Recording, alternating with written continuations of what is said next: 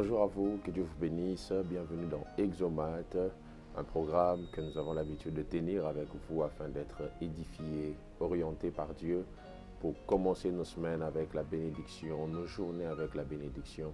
Et je suis heureux de vous présenter ce premier numéro de la semaine dans Exomate.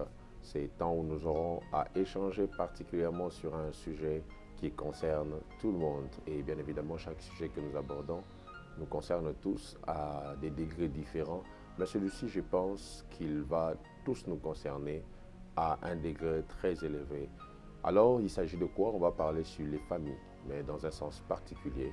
Nous allons parler sur les familles malades. Restez connectés afin qu'avec moi, nous puissions découvrir par le canal de la parole de Dieu si nos familles sont en bonne santé ou elles sont malades. À tout de suite. Comme je l'ai annoncé, nous sommes là dans Exomate pour parler autour des familles malades. Je vais vous inviter à lire avec moi deux portions des Écritures pour ce premier numéro de la semaine. La première portion, nous allons la lire dans le livre des rois. Le livre des rois, une histoire particulière qui va nous enseigner sur une famille. Je vais vous faire voir pourquoi j'appelle ça une famille, parce que déjà, le fait d'habiter ensemble crée déjà une famille.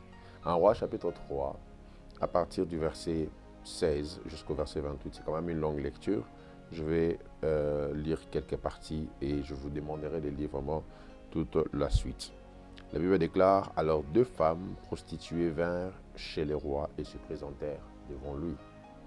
L'une des femmes dit, pardon, mon Seigneur, moi et cette femme, nous demeurions dans la même maison, et je suis accouché près d'elle, dans la maison.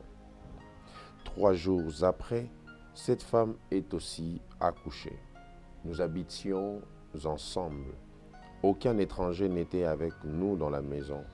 Il n'y avait que nous deux. Le fils de cette femme est mort pendant la nuit, parce qu'elle s'était couchée sur lui. Elle s'est levée au milieu de la nuit et elle a pris mon fils à mes côtés, tandis que ta servante dormait. Et elle l'a couché dans son sein. Et son fils qui était mort, elle a couché dans mon sein. Le matin, je me suis levé pour allaiter mon fils. Et voici, il était mort. Je l'ai regardé attentivement le matin. Et voici, ce n'était pas mon fils que j'avais enfanté. L'autre femme dit, au contraire. C'est mon fils qui est vivant et c'est ton fils qui est mort. Mais la première répliqua nullement, c'est ton fils qui est mort et c'est mon fils qui est vivant. C'est ainsi qu'elles parlèrent devant le roi. Le deuxième texte que je nous invite à lire aujourd'hui, c'est dans Éphésiens chapitre 3, à partir du verset 14. C'est l'un des textes de la Bible que j'aime le plus.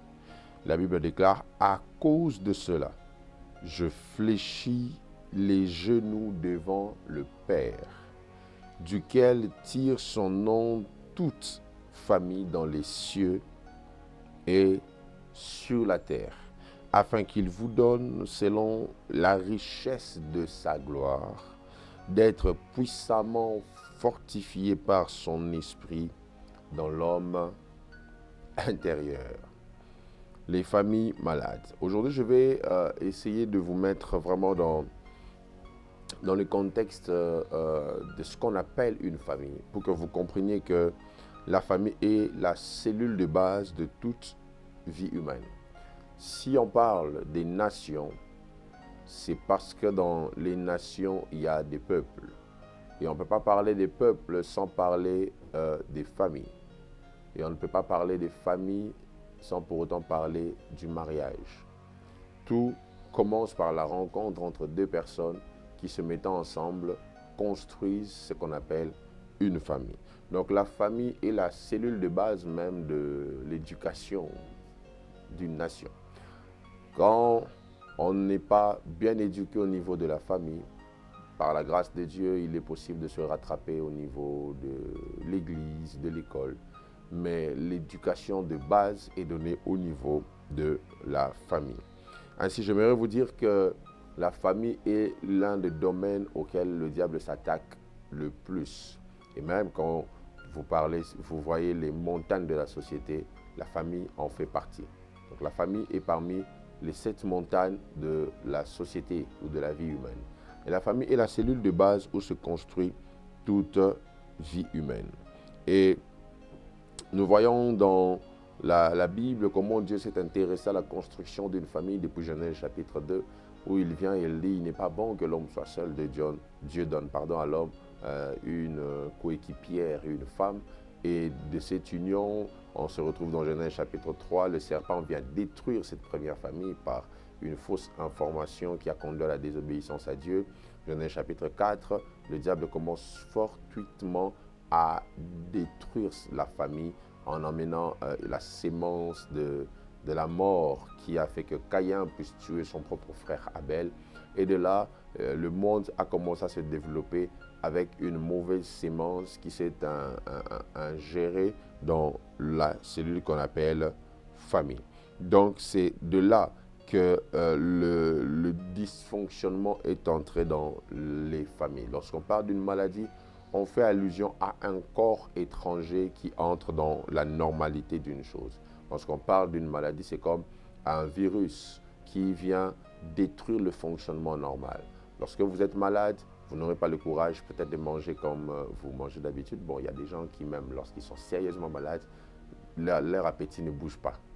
Mais il y a de ces personnes qui, lorsqu'elles sont malades, même la force de manger n'est pas là. La force de manger est atrophiée ou détruite. Il y a de ces personnes, lorsqu'elles sont malades, elles n'arrivent pas à parler, elles n'arrivent pas à se lever. Un exercice qu'ils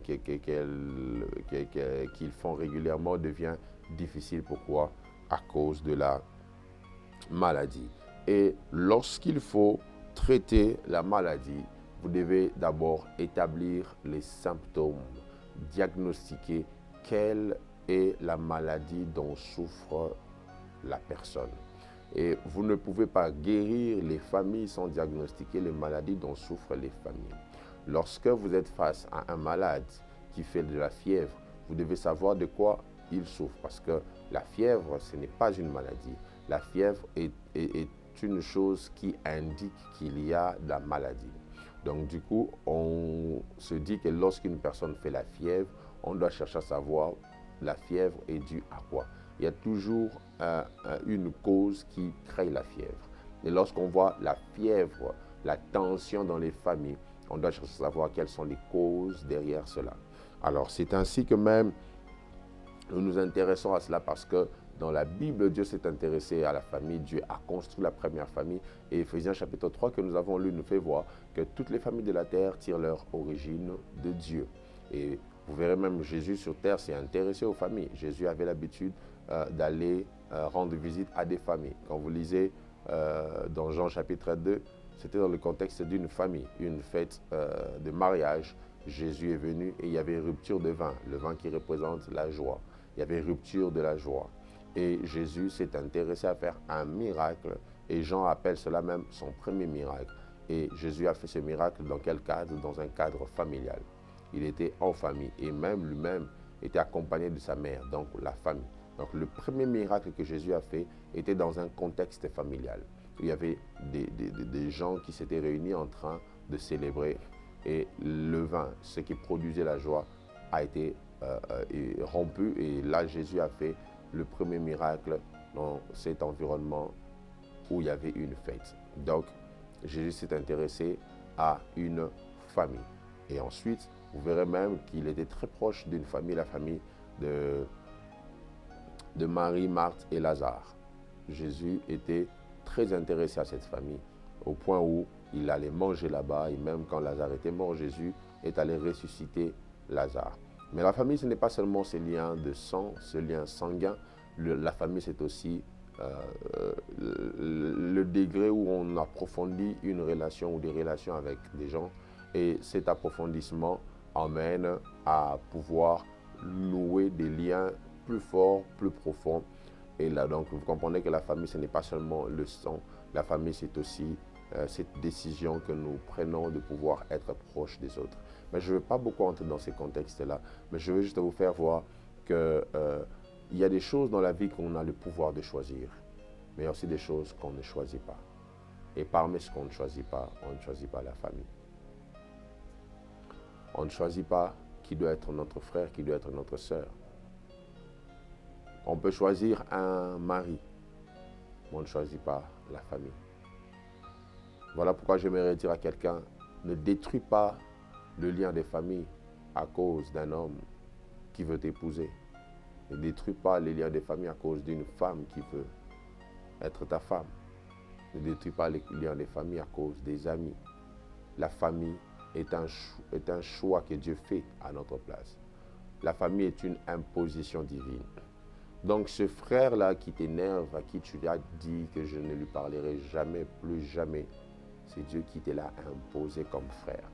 Dans les prochaines occasions, je vous parlerai autour d'une des familles de la Bible que j'aime beaucoup, celle du patriarche Isaac, qui avait pour fils Ésaü et Jacob. La famille, mes frères et sœurs, est cette chose qu'on ne choisit pas. On subit le choix de Dieu dans le domaine de la famille. Donc Dieu a un regard particulier sur la famille. Mais aussi, sachez que le diable a un regard particulier dans le domaine des familles aussi. Le diable, autant Dieu s'intéresse à bâtir les familles, autant le diable s'intéresse à détruire les familles. Lorsque vous lisez l'histoire de Job, l'un des hommes qui a le plus marqué la Bible par ce qui s'est passé dans sa vie, cet homme a connu des cassures, cet homme a connu une destruction violente de l'ennemi, du diable. Et regardez ce que Satan dit à Dieu dans Job chapitre 1er lorsqu'il vient et que Dieu lui dit, as-tu remarqué mon serviteur Job? Il dit à Dieu que Job est intègre parce que tu le protèges, tu protèges sa famille et ses biens. Et quand Dieu dit à Satan de toucher à Job, Satan n'a pas touché d'abord à l'individu Job, il a d'abord touché à la famille de Job. Il a tué tous ses enfants le même jour. Pourquoi il demande de toucher Job, mais il touche sa famille? Parce qu'il sait qu'en touchant la famille de Job, c'est Job qui l'a touché. En touchant votre famille, c'est vous que le diable touche. En touchant à vos enfants, c'est vous que le diable touche. En touchant à vos parents, c'est vous qu'il touche. Le diable, autant Dieu veut bâtir la famille, lui, il veut détruire. Il a fait que Dieu sorte l'homme et la femme du jardin pour qu'ils détruisent la famille. Et de là, on voit comment est-ce que la mort, comment je peux appeler ça, le meurtre, voilà, a commencé. Pas entre deux personnes qui ne se connaissent pas, mais dans la même famille. Caïn a tué son propre frère Abel. Le diable a emmené la mort dans la famille. Et ne soyez pas étonnés de voir qu'aujourd'hui, les familles sont détruites. Aujourd'hui, quand vous allez dans les cours et tribunaux, vous vous rendrez compte que les plus grands conflits existants sont des conflits de succession, des conflits liés aux familles. Des familles. Donc, sachez que le diable a besoin de détruire vos familles. Le diable a besoin de détériorer la bonne marche dans la famille. Le diable a besoin de s'aimer une perte de probité morale.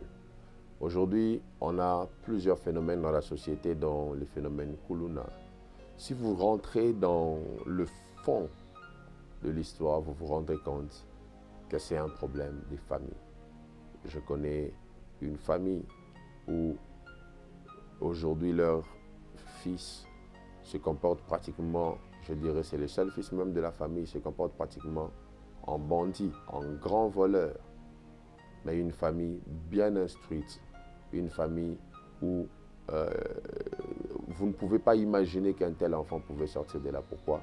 Parce que plusieurs réalités qui se sont passées dans la famille, entre autres les divorces des parents, j'en parlerai plus tard, ça conduit cet enfant à développer des frustrations avec la nouvelle femme de son père.